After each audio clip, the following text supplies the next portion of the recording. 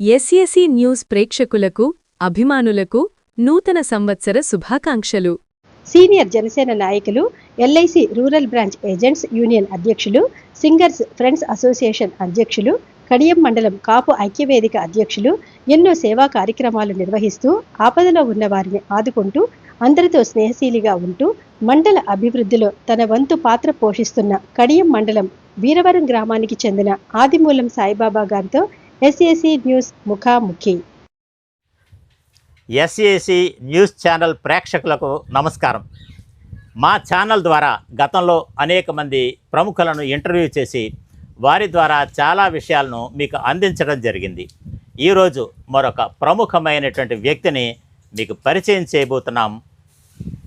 వారు మండలంలో జనసేన నాయకులుగా, అలాగే కాపు ఉద్యమ నాయకులుగా పనిచేస్తున్నారు. అంతేకాకుండా ఎల్ఐసి రూరల్ బ్రాంచ్ ఏజెంట్స్కి వారు ఆ యూనియన్ అధ్యక్షులుగా పనిచేస్తున్నారు. అంతేకాకుండా సింగర్స్ ఫ్రెండ్స్ యూనియన్కి కూడా వారు అధ్యక్షులుగా ఉన్నారు. వారే ఆదిమూలం సాయిబాబా గారు.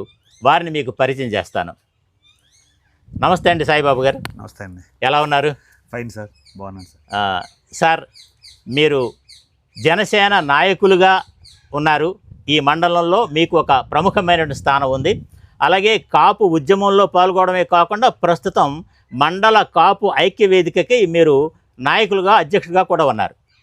మీరు జనసేన నాయకులుగా గుర్తింపు పొందడానికి ఇష్టపడుతున్నారా, లేదా కాపు నాయకుడిగా ఉండడానికి ఇష్టపడుతున్నారా? అంటే అది కొంచెం క్లిష్టమైన ప్రశ్న సార్.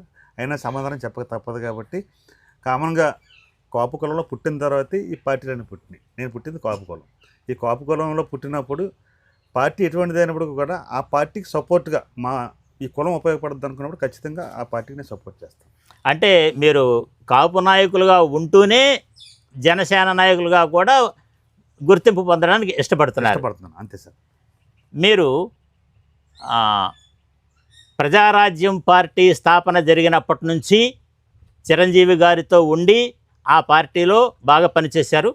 తర్వాత పవన్ కళ్యాణ్ గారు జనసేన పార్టీ స్థాపించిన తర్వాత అందులోకి వచ్చి ఆ పార్టీ తరఫున కూడా చాలా కృషి చేస్తున్నారు.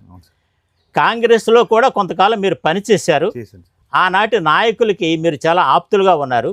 ఏ విధంగా చూసినా మీరు ఈ మండలంలో సీనియర్ రాజకీయ నాయకుడు.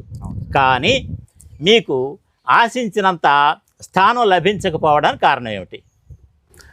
అంటే కారణాలు ఏమైనప్పటికీ కూడా పదవి వ్యామోహం అనేది నాకు ముఖ్యంగా లేదు సార్. నేను ప్రజల్లోంచి వెళ్ళి ఈ పదవికి ఈ సాయిబాబా సూటబుల్ అనిపించుకుంటేనే నాకు గర్వంగా ఉంటుంది తప్ప పదవి గురించి నేను పాకులాడి ఎదరికెళ్ళటం అనేది ఎప్పుడు జరగలేదు సార్. కానీ అన్నదిగా కొంచెం కమ్యూనిటీ అనే ఫీలింగ్ అంటే ఇంట్రెస్ట్ సార్ నాకు. కామన్గా నేను 98లో గిరిజాల వెంకటేశ్వర గారు కూడా అప్పుడు కాపుకులం ద్వారా ఒక రెడ్డి, ఒక సౌదరి కమ్యూనిటీలో ఒక కాపుకులం ద్వారా పైకి వచ్చిన గిరిజాల వెంకటేశ్వర గారిని నగ్గించడంలో కూడా ప్రముఖ పాత్ర వహించాను నేను. ఆ రోజులు 30 రోజులు అంబాసిడర్ కారులు ఉంటే 6 నియోజకవర్గాలు అత్యధికంగా కష్టపడి 6,000 మెజార్టీతో నగ్గించాం. అప్పుడు కూడా కమ్యూనిటీ ఫైటింగ్ జరిగింది. అప్పుడు కూడా ఈ కాపుకులమే ప్రాతినిధ్యం వహించి నగ్గడం జరిగింది. అంటే కాపు యూనియన్కి మీకు అవినాభావ సంబంధం అవిచ్ఛిన్నంగా జరుగుతుంది. ఈ సందర్భంలో కూటమి ప్రభుత్వంలో కాపు సమాజానికి జరిగినటువంటి ప్రయోజనం ఏముంది? కూటమి ప్రభుత్వాలు అయితే ప్రత్యేకించి కాపు కార్పొరేషన్ పెట్టారు తప్ప ఏ విధమైన న్యాయం ఇప్పటివరకు కూడా జరిగినట్టుగా నేనైతే ఖచ్చితంగా ఖండిస్తాను సార్. ఏ విధమైన న్యాయం జరగలేదు. అది మా పార్టీని మేము విమర్శించుకోకూడదు కాబట్టి ఇన్నర్ వీల్గా మేము బాధపడతాం తప్ప బయటకు బహిర్గతం చేయడానికి మాకు లేదు సార్. అంటే జగన్ గారి పరిపాలన సాగక ముందు తెలుగుదేశం పార్టీ అధికారంలో ఉన్నప్పుడు కాపు కార్పొరేషన్ చాలా యాక్టివ్గా ఉండేది. అప్పట్లో కొంత ఫండ్స్ కూడా ఈ కాపు సమాజం కోసం కేటాయించడము, కాపు సంక్షేమానికి వాటిని ఖర్చు పెట్టడం కూడా జరిగింది. అంటే ఇప్పుడు ప్రస్తుత పరిస్థితుల్లో కాపు కార్పొరేషన్ అంత యాక్టివ్గా లేదు అంటారు. అవును. సరే, మరి కాపు సమాజంలో గుర్తింపు పొందినటువంటి మరొక నాయకులు ఉన్నారు, కీర్తిశేషులు వంగవీటి రంగా గారు. మీరు చాలా సందర్భాల్లో వంగవీటి రంగా గారు పేరు కూడా ప్రస్తావిస్తూ ఉంటారు. వంగవీటి రంగా గారు కాపు సమాజానికి చేసినటువంటి సంక్షేమ కార్యక్రమాలు ఏమిటి అంటే మీరేం చెప్తారు? వంగవీటి మోహన్ రంగా వ్యక్తి కాదు సార్, ఆయన ఒక సామూహిక శక్తి, సంగ్రామ పేరు. ఎందుకంటే ఆ పేరు వెంటనే మాలో గుస్బంప్స్ వస్తుంది. ఎందుకంటే ఆయన బ్రతుకున్న టైంలో కూడా నేను వంగవీటి మోహన్ రంగా గారి మీటింగ్కి వెళ్ళటం జరిగింది. అప్పుడు ఇంత ట్రావెలింగ్ ఫెసిలిటీ లేదు. ఒక లారీ మీద వెనకాల కూర్చొని కొంతమంది సోదరులతో కలిపి విజయవాడ కృష్ణానది తీరంలో పెట్టారు ఒక మీటింగ్, తర్వాత పీడబ్ల్యూడీ గ్రౌండ్స్లో పెట్టారు ఆ మీటింగ్. ఆ 2 మీటింగ్లు కూడా కల్లారా ఆయన్ని చూడటం జరిగింది సార్. ఆయన ఒక కాపు కమ్యూనిటీకే కాదు, ఒక ముస్లిం మైనారిటీస్, ఎస్సీ, బీసీ అన్ని కులాలకు సంబంధించి ఆయన చెరువుగా ఉన్నారు. అందరి మనసులో సుస్థిర స్థానం సంపాదించుకున్నారు.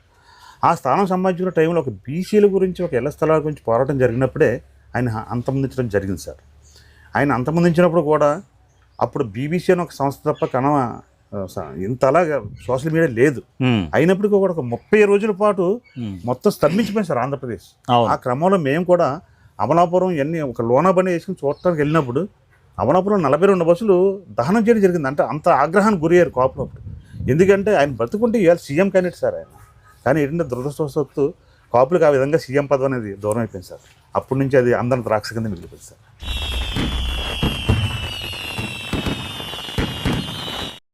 అన్ని రకాల పూల మరియు పండ్ల మొక్కలు మరియు ఇండోర్ అండ్ అవుట్డోర్ మొక్కల కోసం గత 70 సంవత్సరాలుగా మీ అందరి అభిమానాన్ని పొందిన Palle Venkanna nursery proprietor PVV Satyanarayanamurthy and sons, Dosalamma గుడి ఎదురుగా, వీరవరం రోడ్, కడియం. వారి నుండి నూతన సంవత్సర మరియు సంక్రాంతి శుభాకాంక్షలు.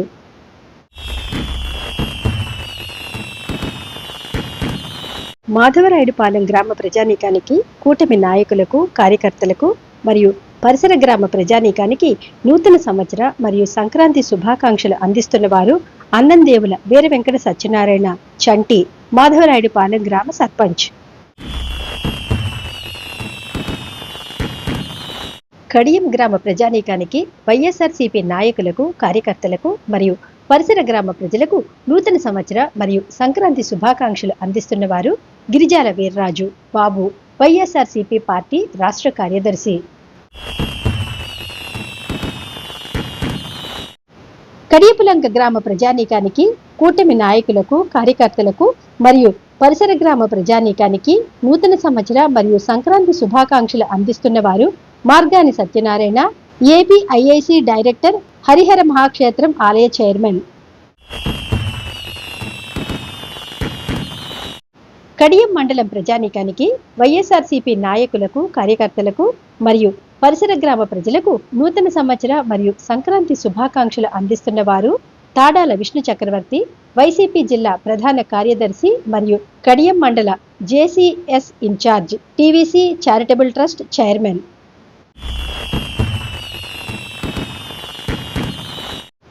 గత 76 సంవత్సరాలుగా అన్ని రకాల పూల మరియు పండ్ల మొక్కలు అమ్మకంలో రైతన్నకు నమ్మకమైన చిరునామా కీర్తిశేషులు పుల్లా నాగేశ్వరరావు గారి 2వ కుమారుడు పుల్లా వీర్రాజు గారి శ్రీ రవిచంద్ర నర్సరీ ప్రొపరేటర్స్ పుల్లా వీర్రాజు అండ్ సన్స్, కడియపులంక. వారి నుండి నూతన సంవత్సర మరియు సంక్రాంతి శుభాకాంక్షలు.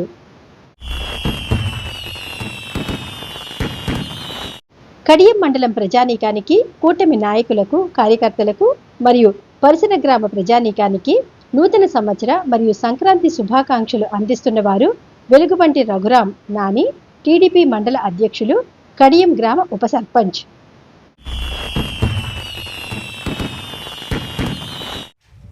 మొన్న ఒక మీటింగ్లో మీరు ఒక ప్రతిపాదన చేయడం జరిగింది, విజయవాడ జిల్లాకు వంగవీటి రంగా గారి పేరు పెట్టారని. అయితే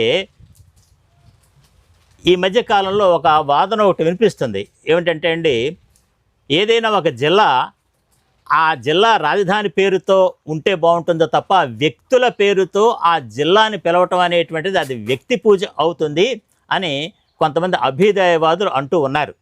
ఈ మధ్య కాలంలో అది జగన్ ప్రభుత్వంలో కానివ్వండి, ఈ కూటమి ప్రభుత్వంలో కానీ కొన్ని జిల్లాలకి కొంతమంది వ్యక్తుల పేర్లు పెట్టడం జరిగింది. అలాగా వ్యక్తుల పేర్లు పెట్టడం సరైనది కాదు అనే ఒక విమర్శ బయట వినిపిస్తూ ఉన్నటువంటి ఈ సందర్భంలో విజయవాడ జిల్లాకి రంగా గారి పేరు పెట్టడం అవసరం అంటారా? ఖచ్చితంగా అవసరం సార్.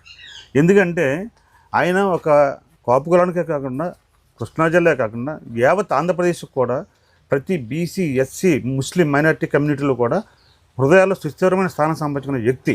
ఈవేళ అల్లూరి సీతారామరాజు గారి ఫోటో పేరు మీద జిల్లా కానీ, గాంధీ గారి పేరు మీద జిల్లా కానీ, నెహ్రూ గారి జిల్లా పేరు కానీ, లేకపోతే ఎవరు మన అమరజీవి పొట్టి శ్రీరాములు గారి పేరు కానీ ఎందుకు పెడుతున్నారండి? ఆ కొన్ని కార్యక్రమాలకు ఆహుతైపోయారు వాళ్ళు. ఆ విధంగా ఈయన ఒక బీసీ కమ్యూనిటీకి స్థలాలు ఇచ్చే విషయంలో పోరాటం జరుగుతున్న సమయంలో ఆయన అంతమొందించారు. అలాగే కాకుండా ఆయన అనేక యావత్ ఆంధ్రప్రదేశ్ అందరికీ కూడా గుండెలో సుస్థిరస్థానం సంపాదించుకున్న అన్ని కులాల్లో కూడా. అందువల్ల ఖచ్చితంగా ఆయన పేరు పెట్టడంలో న్యాయం ఉంది. మేము కూడా దాన్ని సమర్థిస్తాం సార్. జనసేన పార్టీ విషయానికి వచ్చినట్లయితే మండలంలో టీడీపీకి గ్రామ స్థాయి నుంచి మండల స్థాయి వరకు కూడా కార్యకర్తలతోటి అనుసంధానం ఉంది. వాళ్ళతోటి చక్కటి కార్యక్రమాలు కూడా వాళ్ళు చేస్తూ ఉన్నారు. అంటే ఒక యూనిటీగా టీడీపీ కార్యకర్తలు మండలంలో పనిచేస్తున్నారు. ఆ యూనిటీ అటు బీజేపీలో కానీ జనసేనలో కానీ లేదు అనేటువంటి విమర్శ ఉంది. అది వాస్తవం కూడా. బీజేపీ పరిస్థితి పక్కన పెడితే జనసేన విషయంలో కార్యకర్తల మధ్య ఈ అనుసంధానత ఎందుకు లేకపోయింది? అది అనుసంధానత అంటే కామన్గా టీడీపీ అనేది ఒక స్ట్రాంగెస్ట్ పార్టీ సార్. ఎందుకంటే క్షేత్రస్థాయి నుంచి కూడా ఇప్పుడు 83 నుంచి కూడా బలంగా పునాదులు వేసుకున్న పార్టీ సార్. మా పార్టీ ఇప్పుడు జనసేన ఉందంటే ఇప్పుడిప్పుడే అది పుంజుకుంటూ వస్తుంది. మా అధినాయకులు ఆదేశాల మేరకు క్షేత్రస్థాయిలో కూడా పటిష్టం చేయడానికి జరుగుతుంది సార్. మొన్నే కార్యక్రమం పదవి బాధ్యత అని చెప్పి ఒక మీటింగ్ కూడా పెట్టడం జరిగిందని మా అధినాయకులు.